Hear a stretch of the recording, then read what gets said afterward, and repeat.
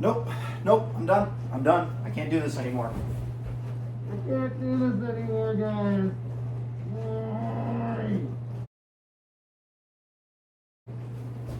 Okay. Why do we do this to ourselves? Well, I have a trade to announce. I know the trade deadline's not till Friday. And yes, I checked the calendar. It is still Tuesday, unfortunately. The Golden Knights have made a trade. In advance of the 2024 NHL trade deadline, the Vegas Golden Knights have sent a 2024 second round pick and a 2026 fourth round pick to the Washington Capitals for Anthony Mantha. Okay, let's talk about it. Wait, Mantha? Yes, Mantha. That's what I just said. You know, I don't really pay attention to the Eastern Conference, but where have I heard that name before? It's right there. I'm gonna give you 2 seconds to think about what you just said and how stupid it is. No, I still don't got it. Dude, this really isn't that hard. Here, I'll give you a hint. His cup-winning granddad is overcome. Oh, Discover Card Mantha. Interesting. So yeah, I'll be honest, the last time I heard the name Anthony Mantha was in a Discover Card commercial. He's been eating up good minutes in Washington, being a depth piece behind Alex Ovechkin. But I never really thought he was on the board. And the only time that I really saw him in the conversation for the Golden Knights going into this deadline was in I believe it was a Sin Bin Vegas article. Had to pick one player from each of the 31 NHL teams the Golden Knights should go after the deadline. And he said Mantha out of the Capitals. And there is some truth to it. I can see it. He is a good player. There's a little bit to unpack with this player, with Anthony Mantha. But first, let's talk about what we sent the other way to acquire this player. A second-round pick in this coming draft and a fourth-round pick in 3 drafts from now. So let's figure it out. I'm going to imagine the second was actually the cost to get the player, which makes sense. It's the most present pick. It is in this draft. There's immediate return for the Capitals, who are going to have to try and build for a very difficult and tumultuous future. That fourth-round pick is a little bit interesting because it's so far off in the future. And if I haven't said it already, anybody who knows capology and who knows hockey understands what that's for. That is for a 50% retention in his salary, which was when I saw the initial deal, and I didn't know the specifics because the specifics were delayed by about 20 minutes. So I was just eating dinner on pins and needles saying, ooh, what did this cost us to make this deal? His $5.7 million cap hit that is good through the end of this season because he's an expiring UFA sounded a little bit concerning. $5.7 million is almost all of the cap space the Golden Knights had to work with going into this trade deadline on Friday. So I almost imagine there was some kind of salary retention involved, whether it was 50%, whether it was less than 50%, or whether there's going to be another trade announced in 20 minutes saying that we've actually roped some salary in with like the San Jose Sharks or something.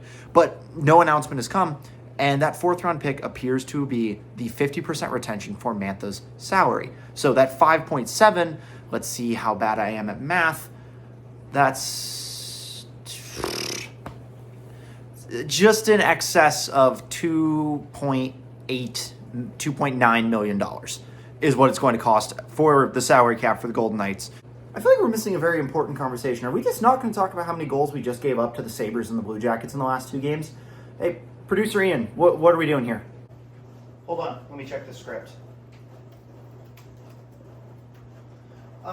No, we're not. I got a note from legal saying it would be a really, really bad idea to let you talk how you actually feel. Okay, fair enough. Back to you. So back to the topic of the newest Golden Knight, Anthony Mantha. Let's do a tale of the tape real quick. He is a big player who doesn't play big, which is weird because last I checked, he is 6'5", which is a major pro. The last big guy we brought in was Ivan Barbashev last year at this deadline for a rather similar return, oddly enough, although we did pay a little bit more to the Blues to get Barbashev than compared to what we paid to the Capitals to get Mantha. His stats for this year are they leave a little bit to be the desired, but for the cost, it actually makes a lot of sense. Mantha's played in, I believe, 55 games this year. He's got 20 goals and 34 points. He's a season +5. He's one of the few players on the Capitals that actually is a plus. And he's been playing primarily on the third and fourth line. The narrative around this player is he's got a lot of skill, and he was really, really, really good a couple of years ago. Didn't it cost the Capitals a first and a second to get him? It was something ridiculous. And so the ROI hasn't been very good for the Capitals for this player, given that they just sold him off at the deadline I guess they got something because he is a UFA at the end of the year, but it's a second and a way off in the future fourth, which I'm almost certain will get traded for something else by the Capitals, so it won't be the Capitals' pick for much longer. But I digress. That's not the point. The fact of the matter is he's been a very efficient player. He plays big. He's very skilled. He's been sneakily doing his job really, really well. But the one thing that every scout says that really perks my ears up and gets me paying attention is the way they talk about his two-way game. It wasn't too long ago that he was in the conversation for one of the best defensive forwards in the NHL. Couldn't remember if that was his first year in Washington or his last year in Detroit. But he was a very solid player. He's a very solid two-way player, and he has the added benefit of being, he's older. He's 29 years old. So he's around the age of Barbashev, and he's got a very similar skill set. Now, do his stats show anything positive? Like, immensely positive? Not necessarily. He's only got a few more goals than Michael Amadio. He's up there with like William Karlsson in terms of production, which is not a down statement because William Karlsson's having a very good year. But we have to kind of hedge our expectations and damper them a little bit because, we didn't go out and get Vladimir Tarasenko yet, or Jake Gensel yet, or Riley Smith yet, or Jordan Eberle yet. Now, you notice I keep saying yet because the Golden Knights still have a lot of salary to play with. Let's assume for the moment, and I think it's safe to assume after this deal, Mark Stone's not coming back. Not for this regular season. So the first time we will see him at the earliest is Game 1 of the Stanley Cup Final, assuming the Golden Knights get there. Now, I did a little back-of-the-napkin math last night after watching them lose to the Blue Jackets. Hey, I said no talking about it. Dude, I gotta talk about it because it sets up the math, okay? Just got off my back. I'm not gonna be negative. Yet. But anyway, I did the math after the game the other night, and the Golden Knights have 20 games remaining. They need to play solidly, obviously. They've been one of the worst teams in the NHL over the last little bit. So the fact of the matter is the Golden Knights have been trending in the wrong direction. And consequently, a lot of the good teams that are chasing for that last wild card spot are trending in the right direction. It's a foregone conclusion that the LA Kings are going to be in third place by the trade deadline by the time the Golden Knights lace them up for the next time against the Vancouver Canucks on Thursday. So we're in the wild card race, just like we were 2 years ago when we ultimately missed the playoffs. Does this team have the same kind of flavor as the team that missed the playoffs? Yes and no. Because while we have both our goalies and our top six defensemen, there's something wrong with the team on a fundamental level, and I'm not a hockey coach. I don't know enough to understand what's wrong with the team. But what I do know is that inserting a fresh body is never a very bad decision. But anyway, 20 games to go. We have a game and a half or 2-game lead with no games in hand on the Calgary Flames, who are currently the lead team, along with the St. Louis Blues, to chase for that wild card spot. I bring up those teams because those are also two teams that are supposed to sell by Friday. Names like Hanifin and Buchnevich and Markstrom across the board. That's 2 players from Calgary and 1 player from St. Louis, who's everybody's saying are already booking air travel to their new team. But that's for the full trade deadline breakdown on Friday. And that's going to be a really fun day for me, for everybody in the hockey world, and mostly for you, the viewer, because there's going to be a lot that happens between now and when the clock strikes 5 p.m. here in the Central Time Zone on Friday when the trade deadline closes. But anyway, let's assume for the moment that it is going to take 95 points to make the playoffs in the Western Conference. That's a very conservative estimate, and it's very low. The only reason I made it so low is because it needed something to make me feel better. The Golden Knights have to go 11-9 over their last 20 games to get to that 95-point threshold. 95 points for the teams chasing the Golden Knights would require them to go 13-7 over their last 20. Would require them to have a 650 points percentage to the Golden Knights' 550 point percentage. Is that doable? Yes. Is that practical? Kind of. Is that what's going to happen? I really hope so, because there's a lot of variables, especially with the looming deadline and the fact that the two teams chasing have to do some selling. But then just behind them is Minnesota and Seattle, and they're not slouches either. So let's just say the Golden Knights need to go 11-9 or better, with emphasis on the better. And that's what it will take for this team to make the playoffs.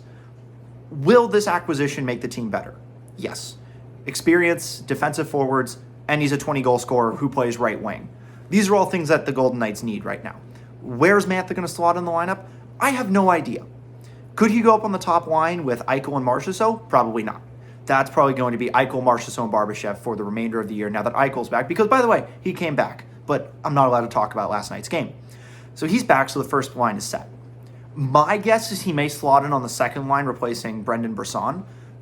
but that assumes that we don't bring a certain misfit back into the fold by the end of this week. I can dream, but I can see a world where, especially after this deal and the limited cap space the Golden Knights have left, that Riley Smith is the most economical player to bring back in. So let's assume for the moment we don't bring back in Smith, and Mantha slots in on the second line with Amadio and Carlson. That's pretty good, because then that moves some players down. That makes the third line better. That means we can finally send somebody down to the AHL, and it's not going to be Mason Morelli. He's playing really good right now. It's probably not going to be Sheldon Rempel. He's playing really good right now. If we could bring back Jonas Ronberg, we would, but we can't. So there's going to be some very interesting moves that get made by Golden Knights upper management in the next 36 hours, next 48 hours, up until the puck drops against the Canucks on Thursday. The team is better now. Is this move going to move the needle too much? No, but it might give it a little bit of momentum to get trending in the right direction. It's been a really rough run for the last 11 games, and after the All-Star break, it's just been one setback after another, and should the Golden Knights have gotten at least 5 points on that 5-game road trip? Absolutely. And, did they steal a win against the Leafs? Yes, but I would have rather gotten a win over the Sabres and Blue Jackets, would have gotten more points that way. But that's not the point here. And that's not the point of this video either. The point of this video is to talk about the newest Golden Knight, Anthony Mantha. I don't know. We're going to see what happens. There is a lot of time for him to get acclimated with this new system and his new coach, and Bruce Cassidy, who I'm sure was very familiar with being, him being with the Bruins, Cassidy being with the Bruins rather, and Mantha playing a lot of games against the Bruins. So it's not like these are it's not like this is a player and a coach who have never met each other before in the heat of battle. He'll have time to get to Vegas. It wouldn't shock me if he's on a plane right now or gets on a plane tomorrow morning to get out to the city and start practicing with his new team, who's just coming back from a long and disappointing road trip. Is this the last move? Definitely not. I would be shocked if this was the last move the Golden Knights make. It wouldn't shock me if they make another move before I go to bed tonight. And if they do, it's going to be a very long night for me of making another one of these videos because, yeesh. But it's something. It also has broken the seal for the NHL trade deadline. I thought it was going to be when the Stars traded for Tanev, but it wasn't. It's Tuesday. The deadline is 3 days away.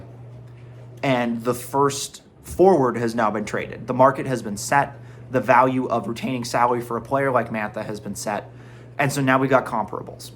And so we're going to see what happens. It's going to be a very interesting run-up to the end of the deadline on Friday afternoon. What could possibly go wrong? I have no idea. This move shows that the front office is not overreacting, because when you give up 13 goals in 2 games to 2 teams that aren't going to make the playoffs and haven't made the playoffs in a combined 28 years, I think, it would set off a few alarm bells, but this is a very sensible deal. Didn't trade any roster players, didn't trade any prospects, traded futures, which, let's be honest, the Golden Knights aren't exactly attached to their picks and never have been.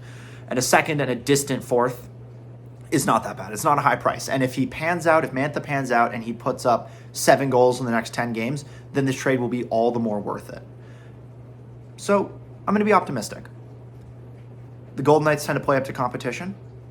So with the Canucks coming into town, this might be an opportunity for them to right the ship against a good opponent in the division and say, hey, wait a second, we're not out of this.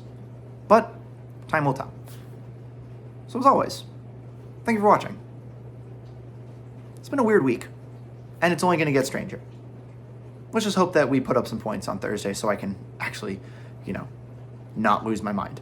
I don't want to go flop on the bed again. Hurt my nose.